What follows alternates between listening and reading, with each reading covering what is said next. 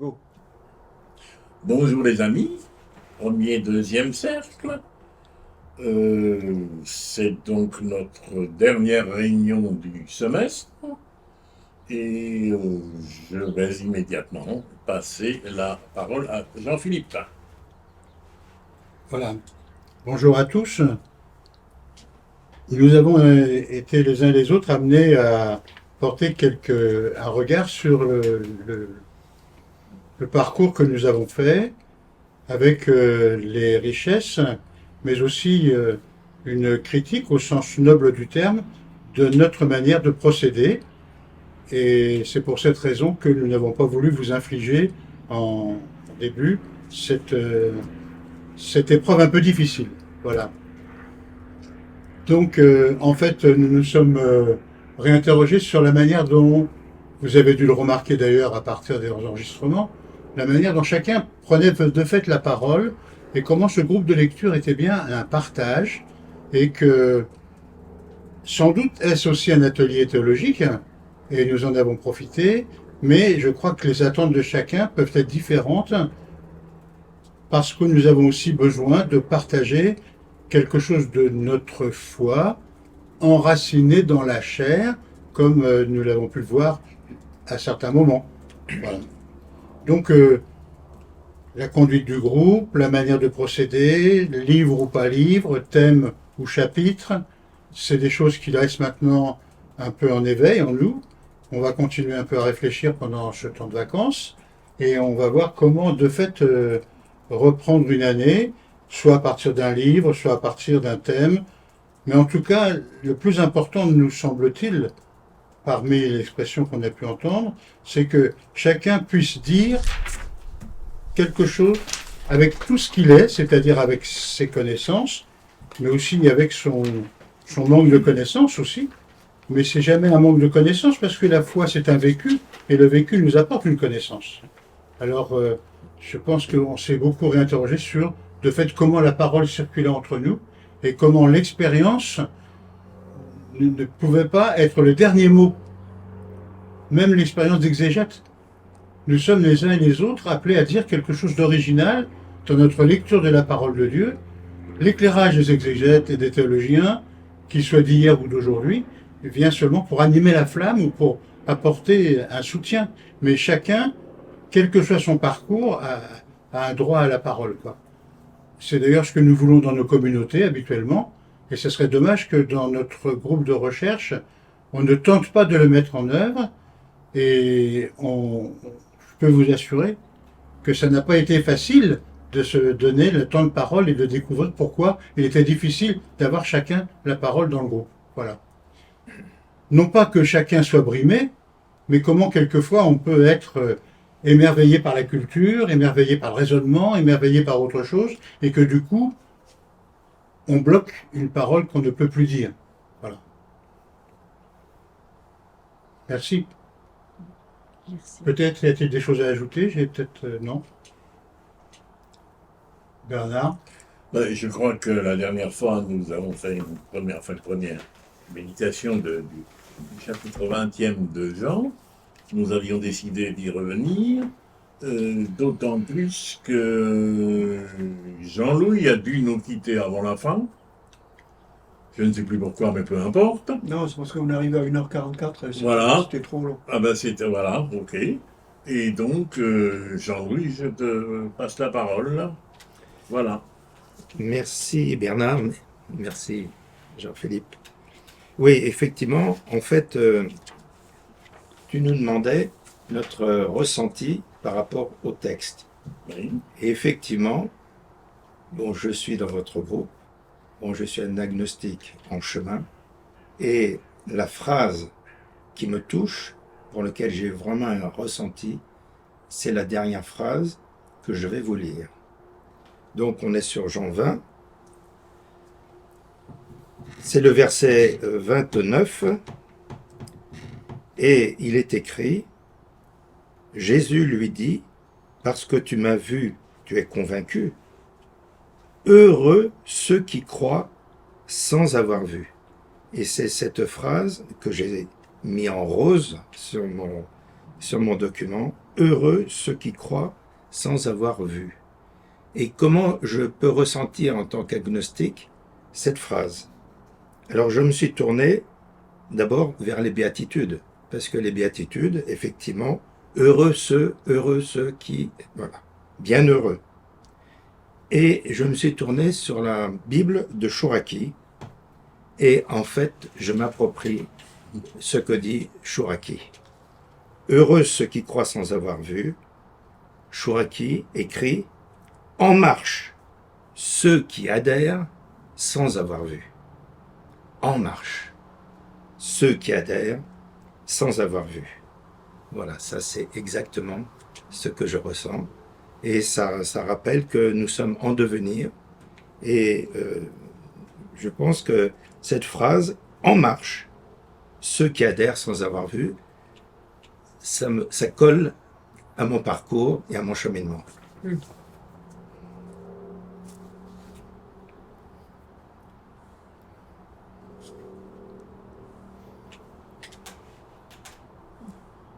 Tu peux continuer. Ben, moi, je n'étais pas là la dernière fois, mais en vous écoutant, je me suis dit, il y a un point qu'ils n'ont pas abordé et qui m'avait questionné en lisant vraiment le texte au pied de la lettre. Donc, il y avait cette histoire du jardinier. Ça, c'est au niveau du 15. Jésus lui dit, « Femme, pourquoi pleures-tu? Qui cherches-tu? » Pensant que c'était le jardinier, elle lui dit, « Seigneur, si c'est toi qui l'as emporté, dis-moi où tu l'as mis et moi j'irai le prendre. » Et je me suis demandé pourquoi elle appelait le jardinier Seigneur. Et ça, vraiment, ça m'a travaillé. Parce que je me disais, jardinier, dans la société, le jardinier ne peut pas être un seigneur. Et je pense que c'est la semaine dernière que j'ai peut-être trouvé la solution en disant, est-ce que le jardinier, c'est pas quelqu'un qui a un jardin, quel que soit son niveau social? Parce que moi, en lisant ici, je voyais jardinier, niveau social. Quelqu'un... Et là, je me dis, peut-être ça signifie juste quelqu'un qui est propriétaire de son jardin. Donc, je ne sais pas qu'est-ce que vous pouvez m'en dire plus, mais ça m'avait questionné. Et vraiment, d'autre part, en vous écoutant à la dernière séance, j'étais étonnée parce que je ne savais pas qu'on pouvait encore dire des choses sur ce texte qu'on nous lisait à chaque Pâques, presque depuis que je suis née, je l'entendais. Je ne pensais pas qu'on pouvait découvrir encore des choses. Et à votre séance, la dernière fois, votre rencontre, j'ai découvert énormément de choses. Comme quoi, dans le jardinier, appelant jardinier Seigneur, ça m'avait interpellé.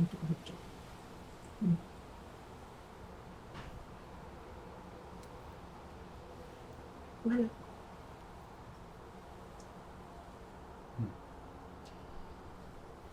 Je trouvais que le texte c'était bien pour conclure notre année sur la recherche autour de la femme.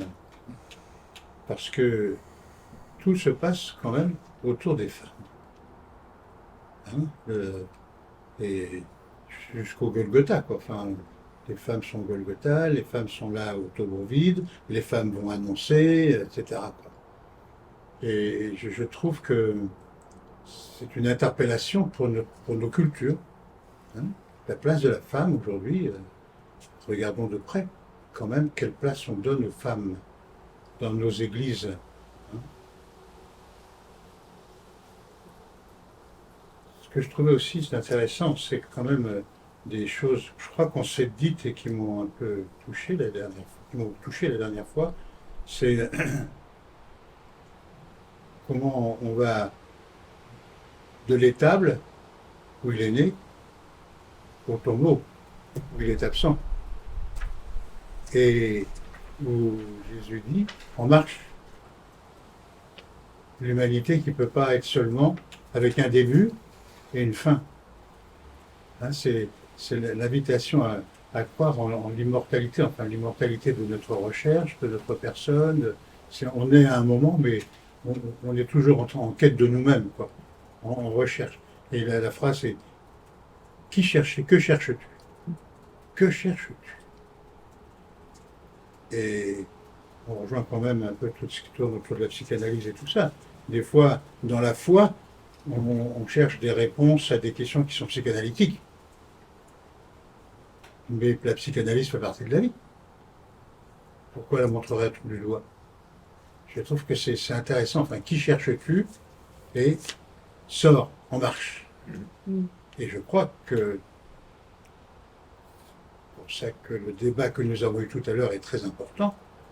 On ne peut pas se contenter de répéter ou d'accueillir des vérités. Il faut que nous soyons des chercheurs de vérité. C'est pas pareil. En marche. Et je reprends une phrase qu'on a déjà partagée entre nous. Prends ton grabat et marche. Et on marche avec le poids que l'on a de par notre naissance. Il était né dans une étable. Qu'est-ce qui peut sortir de bon de ce bled? En marche. Il a fait son chemin.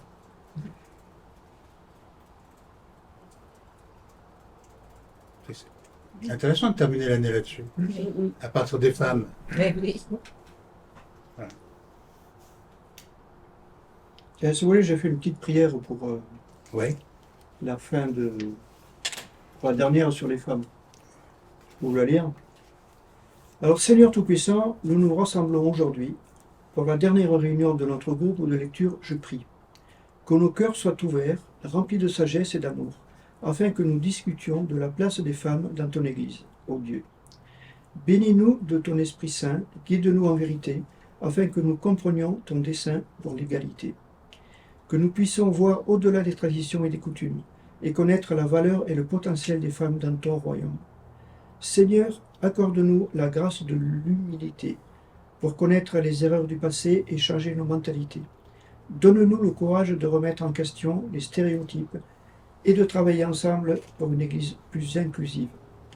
Que nos discussions soient empreintes de respect et de respect mutuel. Que nous écoutions attentivement chaque voix, sans préjugés ni duel. Accorde-nous la patience d'attendre les expériences des femmes et de reconnaître leur contribution dans l'histoire chrétienne.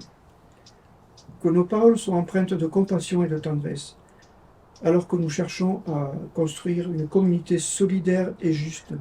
Donne-nous la sagesse pour interpréter les Écritures avec soin et pour comprendre ton message d'amour et de libération pour tous.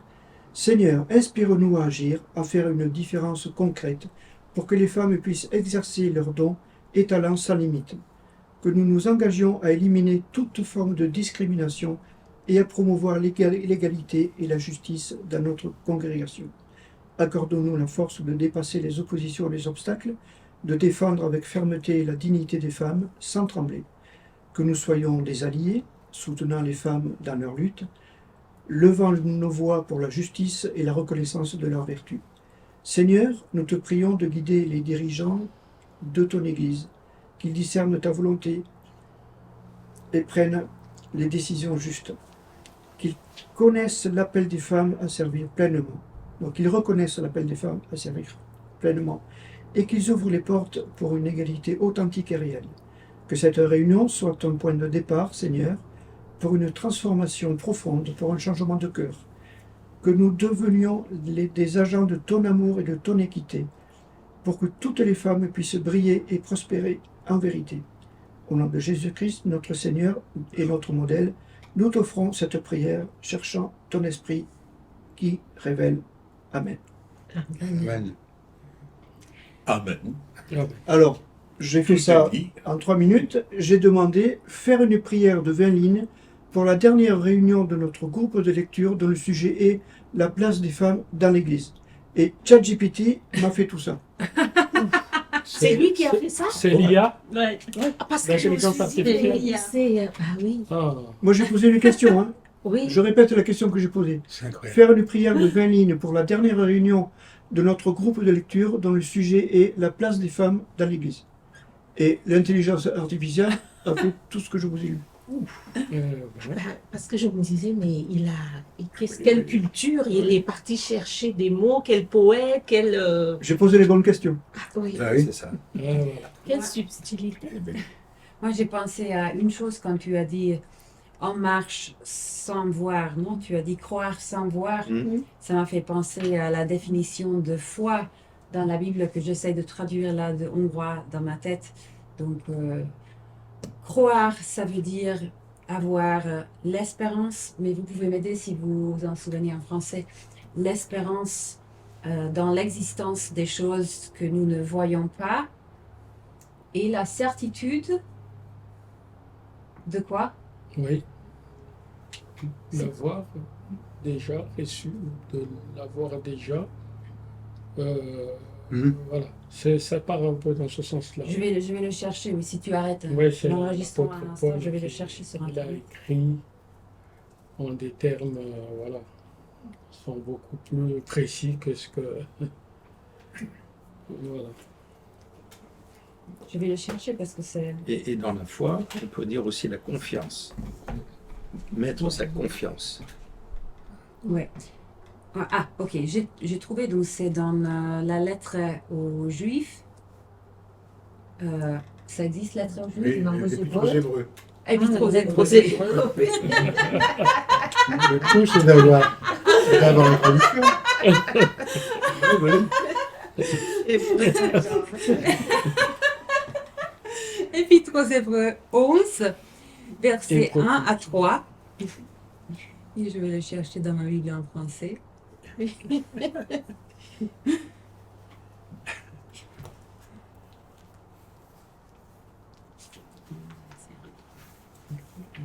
Français.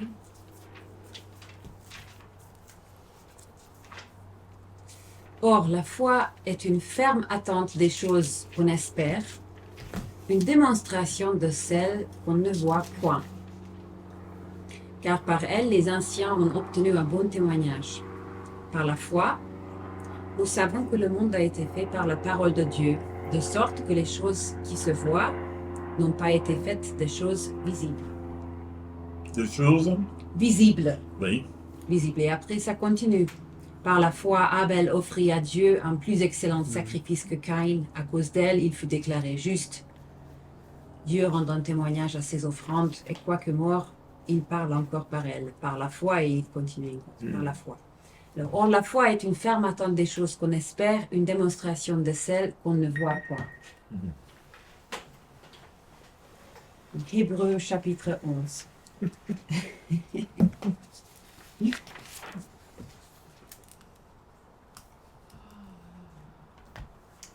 Voilà. Je crois que tout a été dit. À cette extraordinaire prière, Philippe, que tu nous donnes. Et de Poétique, Ah, poétique, j'ai très subtil. simplement envie d'ajouter ceci. Enfin, oui. Et qu'elle puisse parler. Et là, c'est tout à fait amusant parce que je ne le cherchais pas, mais je suis tombé, je peux me permettre de dire, c'est quelque chose de YouTube ou pas. Ah non, non, non. C'est moi qui suis allé relire ensuite quelque chose que j'avais entendu au niveau du chapitre 2, où effectivement, il y a Adam qui, et souvent nous avons admiré, dit de cette femme, elle est l'os de mes... Celle-ci est vraiment l'os de mes os, etc. Sauf que, oui, c'est lui qui dit. Et elle, on ne l'entend pas. Elle ne dit pas, en tout cas pas dans ce passage-là, qui elle dit. Et je me suis dit, ce succès dans la Bible a quand même, enfin, ou disons, cette parole a un succès. C'est toute l'histoire où ce sont en fait les hommes, hein, parce que dans cette fois, qui parlent aux les femmes. Et c'est d'autant plus, en hébreu, ça apparaît encore plus, hein, puisque c'est à ce moment-là qu'ils reçoivent leur nom dans le texte, et c'est Ish qui dit qui est Isha. Mais à partir de Ish, de lui. Elle est chair de ma chair, elle est os de mes os, mais ce qu'elle, elle veut être, Ah oui. c'est pas dit. Bah écoutez, puissions, nous, petit à petit, le découvrir. Eh oui. Voilà. Et je crois qu'on va conclure là-dessus en souhaitant bon été aux uns et aux autres. Merci Bernard. Merci. Et bonnes tout ça. vacances à tous. Oui. Bonnes vacances à tous. Voilà. Bonnes vacances. Et si vous avez des lectures à nous proposer, n'hésitez pas. Un livre ou autre. Et pour un jour pluvieux où vous n'avez rien à faire, allez voir Magnificat. Avec Philippe, on a bien aimé. Ah oui, Ah oui. très bien. Ça ne répond à rien, Mhm. ça pose beaucoup de questions, mais on a passé un... Puis c'est, on est dans le on Ça est dans le prolonge contexte. un ouais. peu. C'est un film ou c'est une pièce C'est un de théâtre? film. D'accord. C'est le dernier film Mhm. de Madame Sauveur. Je coupe. Oui.